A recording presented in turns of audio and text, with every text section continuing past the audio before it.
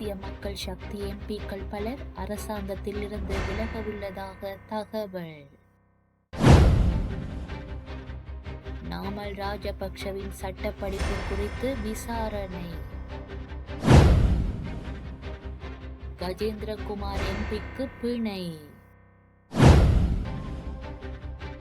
Ice போதைப் பொருளுடன் 4 இராணுவ அதிகாரிகள் கைது.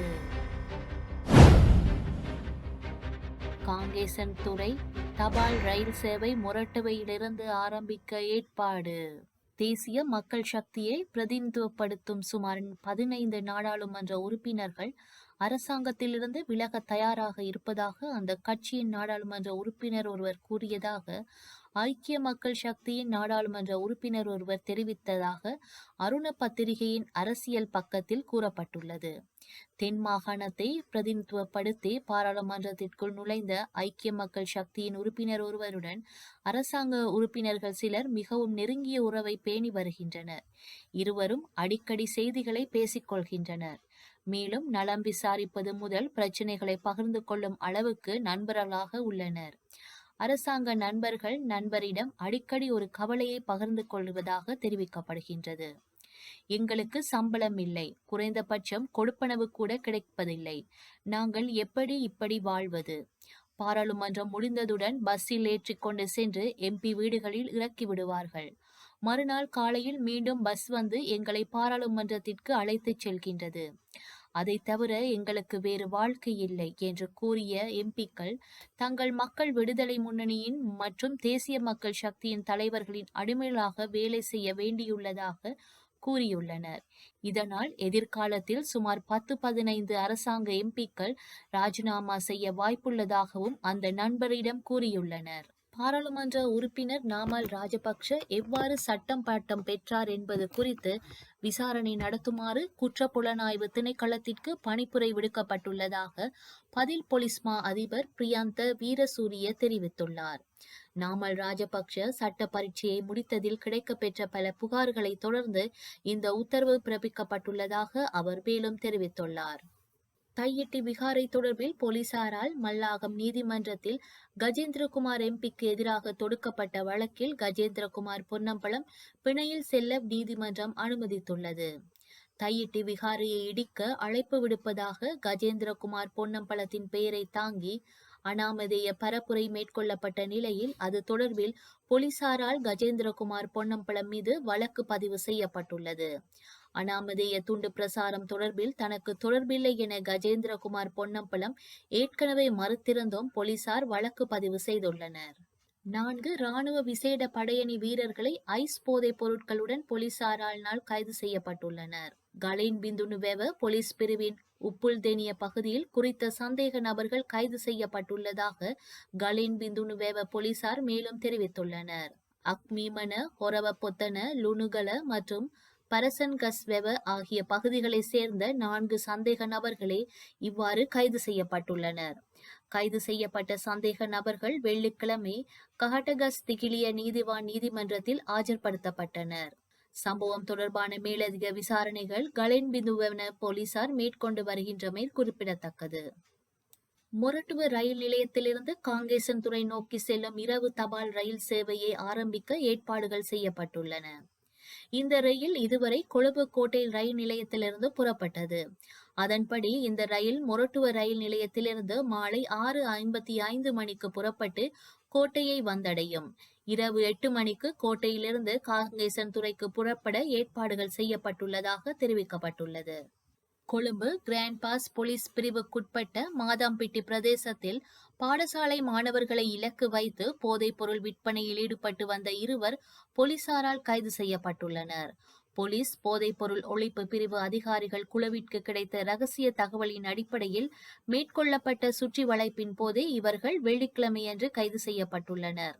சந்தேக நபர்கள் மாதம்பிட்டி மற்றும் கிம்புலாயில பிரதேசங்களை சேர்ந்த 43, 46 வயதுடையவர்கள் ஆவர்.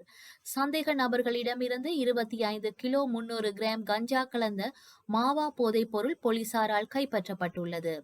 இது தொடர்பான மேலதிக விசாரணைகளை போலீஸ் போதைப் பொருள் ஒழிப்பு பிரிவினர் மேற்கொண்டு வருகின்றனர்.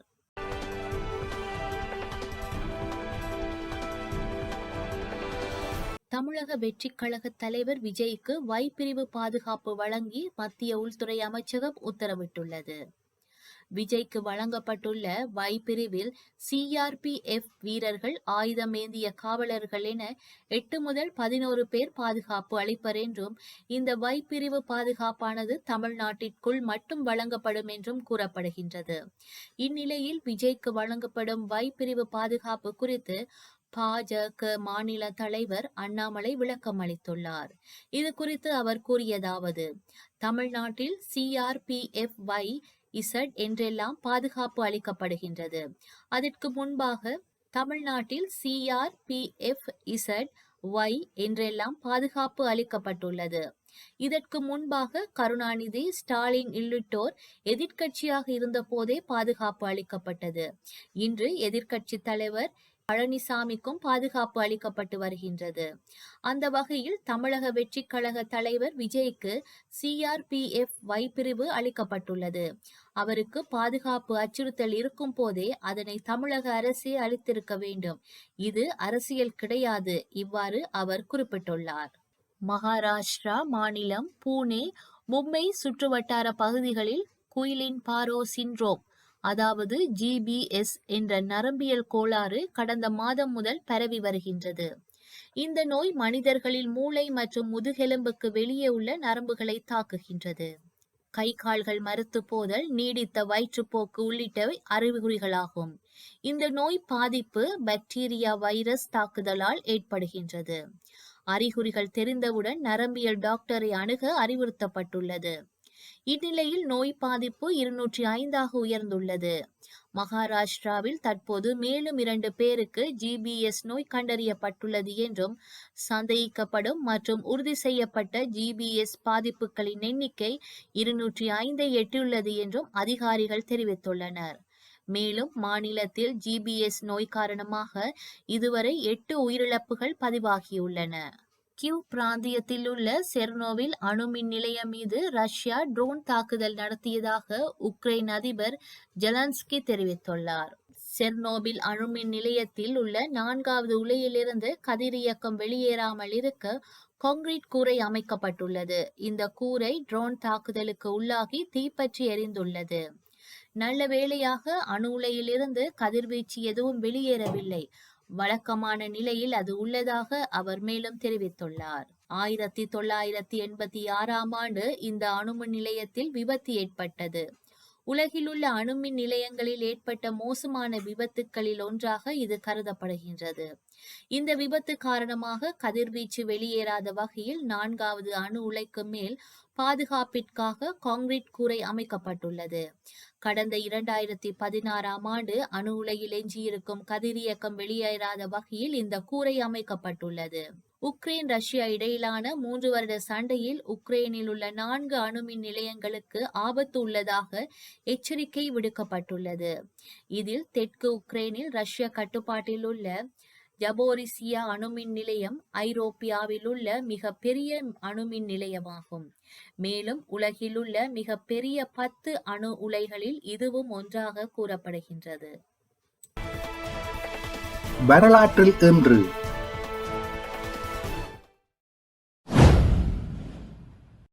1920 யாழ்ப்பாணத்தில் முதல் தடவையாக அரிசி பங்கீட்டு அடிப்படையில் வழங்கப்பட்டது. 1996 சீனாவின் இன்டெல்சாட் செய்மதி ஒன்று ஏவிய உடனேயே கிராமம் ஒன்றில் வீழ்ந்ததில் பலர் உயிரிழந்தனர். 2001 முழுமையான மனித மரபுத் தொகை நேச்சர் இதழில் வெளியானது. 2003 ஈராக்கிய போருக்கு எதிரான ஆர்ப்பாட்டங்கள் உலகெங்கும் 600 நகரங்களில் முன்னெடுக்கப்பட்டன. 8 முதல் 30 மில்லியன் மக்கள் வரை இதில் பங்கு பெற்றனர். செய்திகளை உடனுக்குடன் தெரிந்து கொள்ள உடனே சப்ஸ்கிரைப் செய்து பெல் பட்டனை கிளிக் பண்ணவும். மேலதிக செய்திகளை தமிழ் தாய் இணையதளத்தில் பார்வையிடலாம்.